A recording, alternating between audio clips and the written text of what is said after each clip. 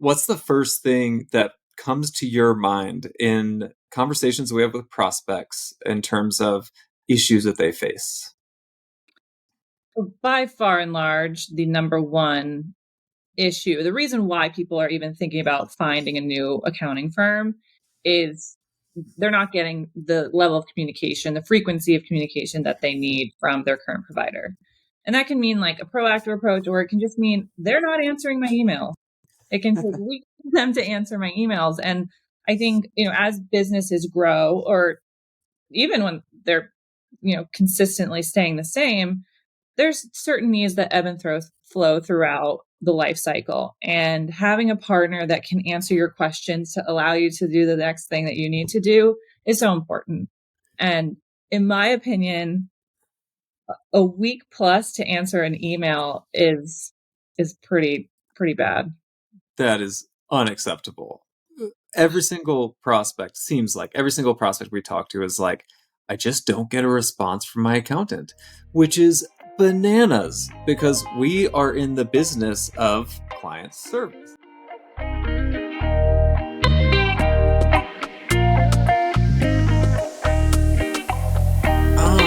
I love that intro music. It just gets me going. Stacey, what up? Happy Friday. That is Fun Shirt Friday. I'm repping. You didn't rep your shirt today?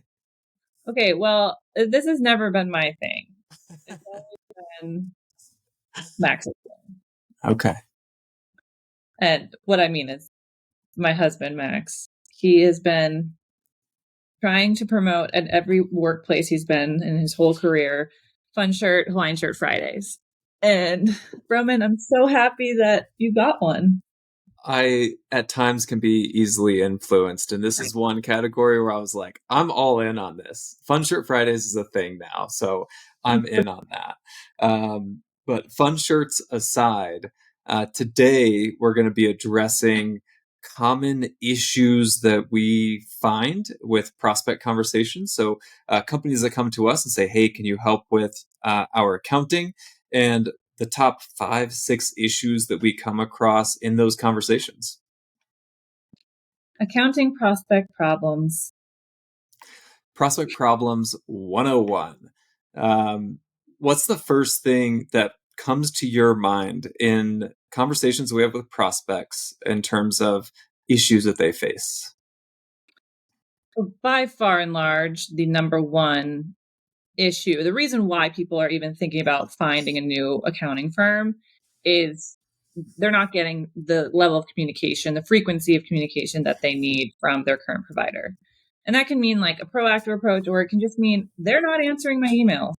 It can take weeks for them to answer my emails. And I think, as businesses grow, or even when they're, consistently staying the same, there's certain needs that ebb and flow throughout the life cycle. And having a partner that can answer your questions to allow you to do the next thing that you need to do is so important.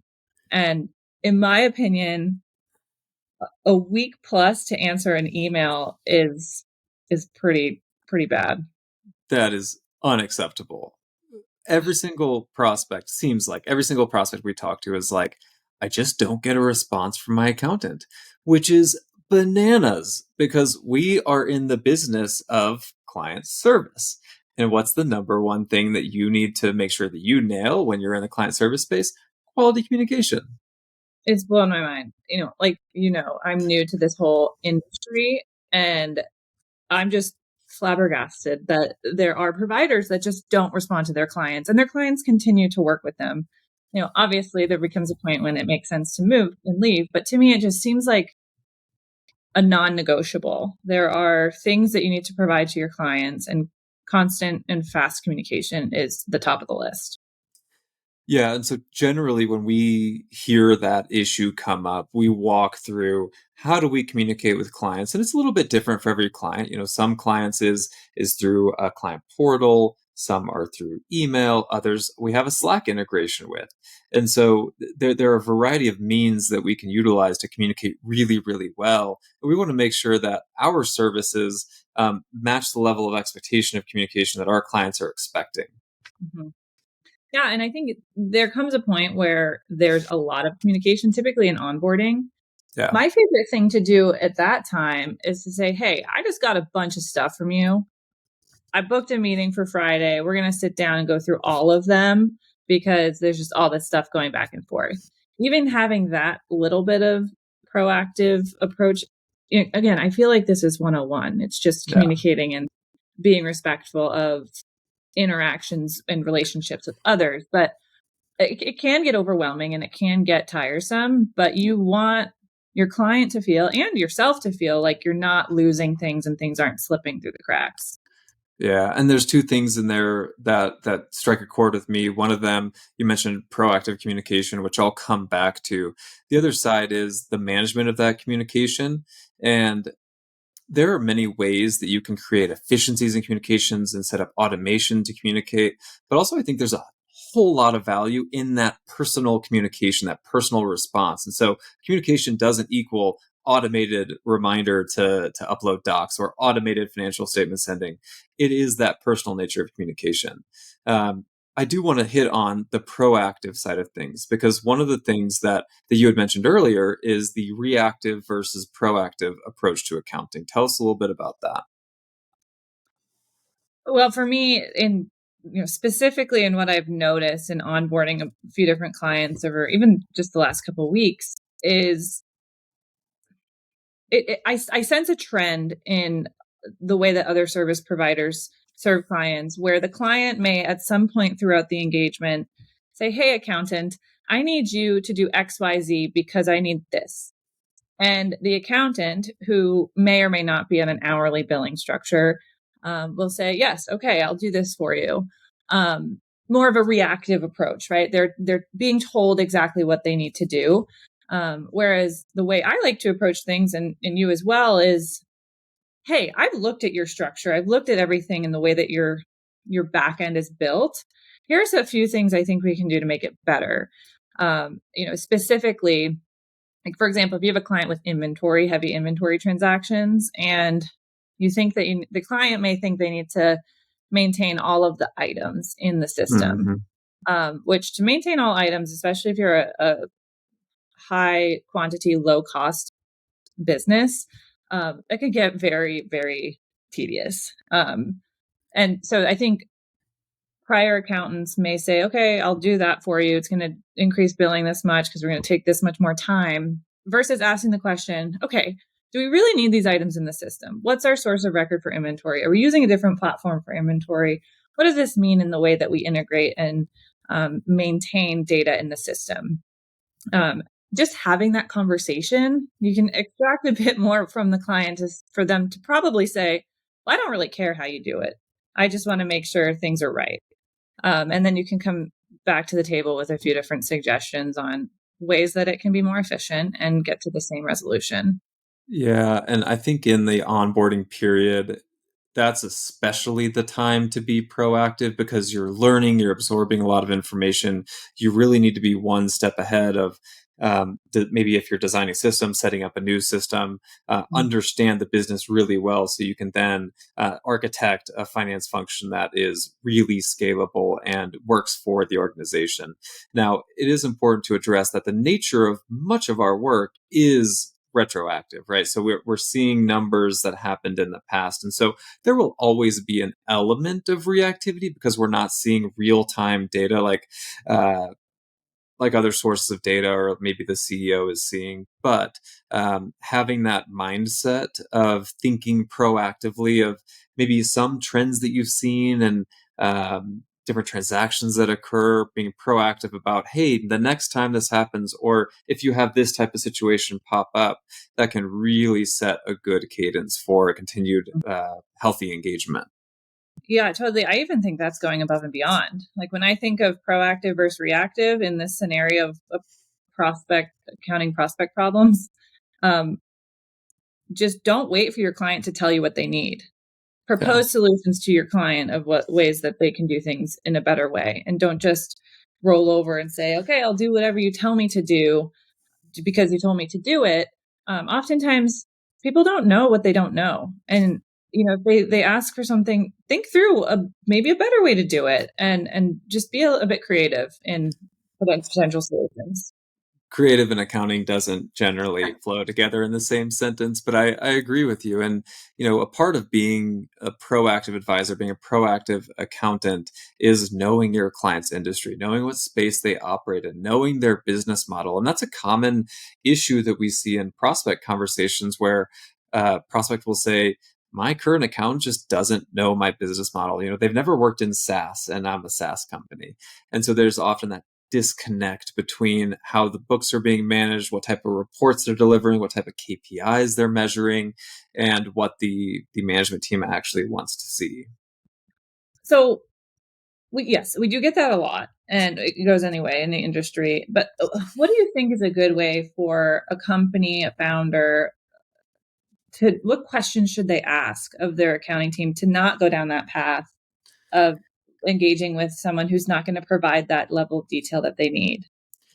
Yeah, there are a variety of questions that anybody could ask. And a very simple one is, have you worked in my industry? Have you worked with other clients that look and feel like me?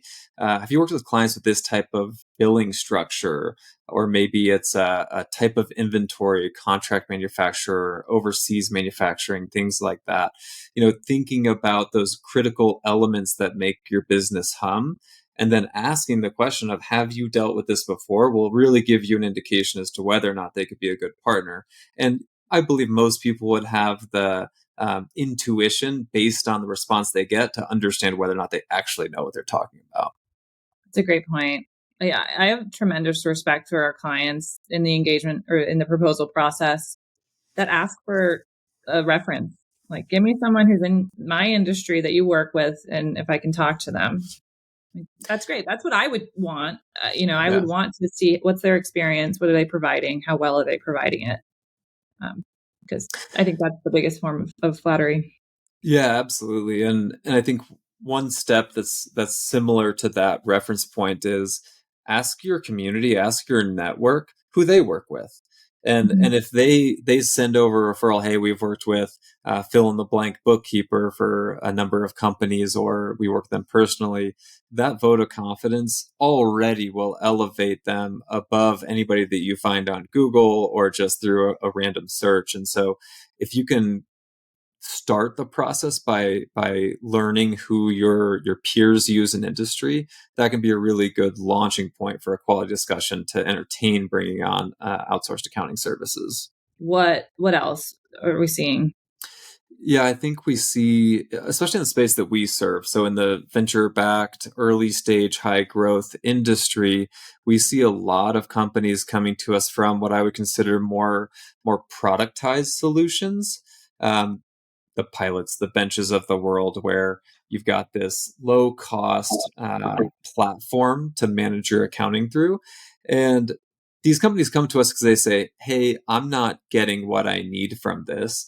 And oftentimes, what they're not getting from it is that personalized support, any kind of communication, understanding of their industry, and just having a general connectivity to their finances. When the co-founders, the management team don't have that connection to their finances, it can be problematic. And I certainly believe that every element of the business, every decision you make, shows up in a number. And if that provider, that productized provider, doesn't know your business, you're not going to understand how it's flowing through the numbers. Totally. And I think a lot of that plays into the product that you get as a deliverable at the end of a month, for example. Usually those productized offerings are giving you an income statement, a balance sheet, statement of cash flows, and probably in PDF format with no comparability to any prior month or any historical data, um, which we've found is not valuable at all. Most folks who are at that stage working with a productized um, provider don't care. They just want to know, how much cash do I have? How long is it going to last me?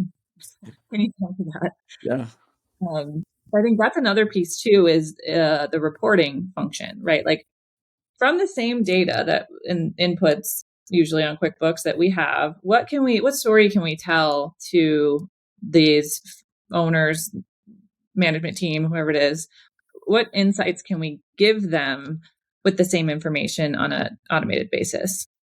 It's so true because in the past we've delivered a balance sheet, a P&L, statement of cash flows, and discovered that most people are like, I don't really know what to do with this. And to your point, they look at cash, they look at revenue.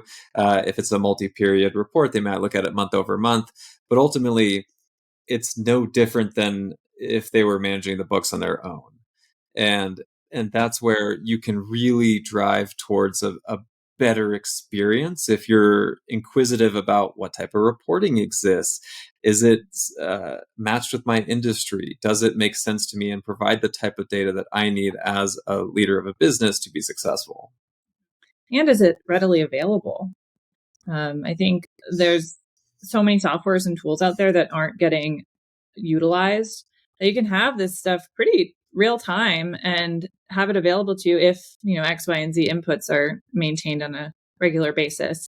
But to me, it's almost like that's a necessity. That's something that we should be offering any business leader who is trying to have any pulse on their activity within the month.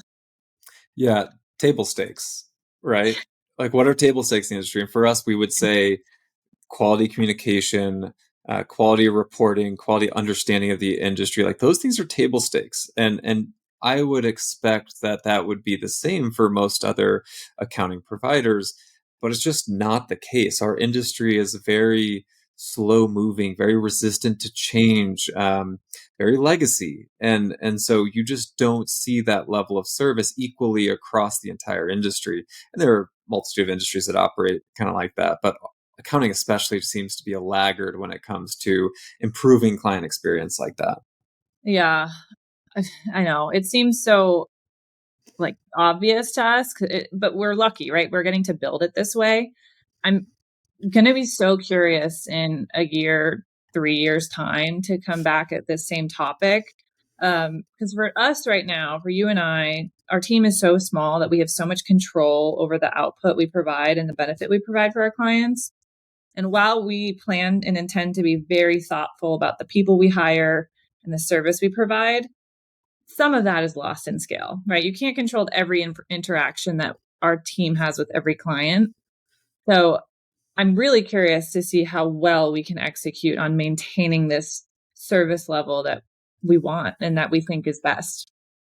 Yeah, well, the good news about that is that when we walk through core values and we walk through the episode talking about our mission, our vision, and our values, one of our core values is service par excellence.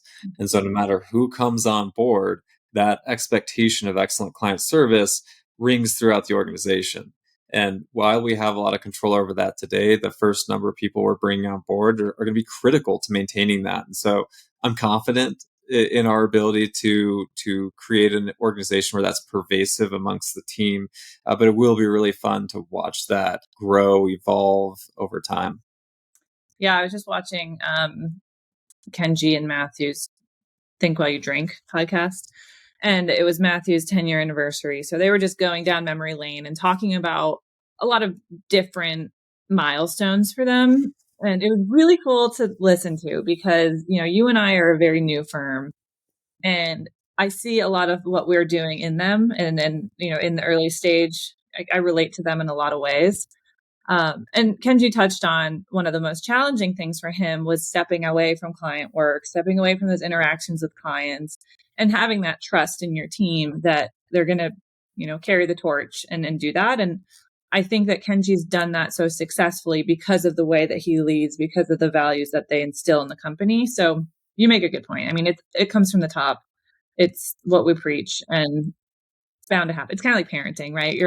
You hopefully won't raise a disrespectful child because you instill respect, and you can only do what you can do, and you hope for the best, and you see what the outcomes hold. I'm laughing because I think as a parent, you try to instill those values, right? And I think of myself when I was a teenager, and I'm sure there were times when my parents were like, "Oh my gosh, we thought we trained this kid so well, and I'm just out doing whatever I'm doing."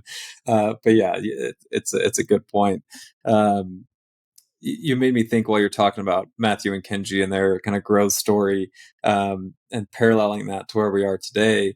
Um, I think there's these values that we've been focused on and instilling, and they're really important to us, that we want to shine through our services. But Mhm. when we have prospect discussions, that's rarely something that comes up. And I think if you're evaluating services, that could be a really great question to ask any service provider. What's your mission? What are your values? I would love to field that question in a prospect call. Yeah, I don't know if you remember, we had one prospect call with a client, a potential client, and he just owned the room. Like he owned the Yeah. call. He had presence about him, and I wouldn't have doubted that question to have come out of his mouth. Of like he was really vetting us of what we could do, what we could provide, and who we were. And I respected him a lot for that because I too want to work with companies that have strong values and put their people first, and it kind of goes around, comes around. Um, yeah, I think we have some work to do as we grow the team to make sure the values are at the forefront because it's so easy to forget them unless they're consistently spoken about and present in weekly, monthly conversation. Yeah, and similar to the chat that we had on values, uh, is it values that are pervasive throughout the organization, or are they just values to try to put up a good face or to, recruit Yeah, talent? And yeah. once you get into conversation with any service provider, you get a sense pretty quickly as to how they're going to help you, what their values are, and how they're going to display that in a working relationship. And I think to date, we've done a really good job of connecting those things because we do care a lot. We really want what's best for our clients, and we want to live those values out to be a good neighbor, to ship daily, to provide service par excellence, and it's a lot of fun. It's so funny. I feel like every episode is going to circle back to our and that's I don't hate it I don't because it's a hate it. good thing. No, I'm here for it. I do want to give a special shout out because today's episode is the first episode sans baby number 2. Oh, that's true. Yeah, first ep since little baby girl joined our family, and hopefully she's asleep right now. I don't know, but I'm bright-eyed and bushy-tailed today. I woke up at 4 a.m. It's just awesome, living the dream. So I want to touch on that a bit. You and I haven't talked about this, but as we grow the firm, we're going to need to define parental leave Mm, policies, like work-life balance strategies and things like that. And, for you as a founder and as an owner, it's a different perspective, right? Like you took the time you felt you needed, but that's going to be different than the time we expect our team to take when 100%. they go through these life changes. So what has that looked like for you in your, balancing parenthood and work, and why does that work? What do you like about it? What's it look like? Yeah, so for me, it all comes down to having a quality relationship, but B, really quality communication with my wife, because she's very understanding of what type of circumstance that I'm in work wise and in client service, and having to meet those demands of the clients and provide that excellent service. And so the other side of it too is you and I having really good dialogue around what time off looked like in these early days, because we both hold a lot of responsibility.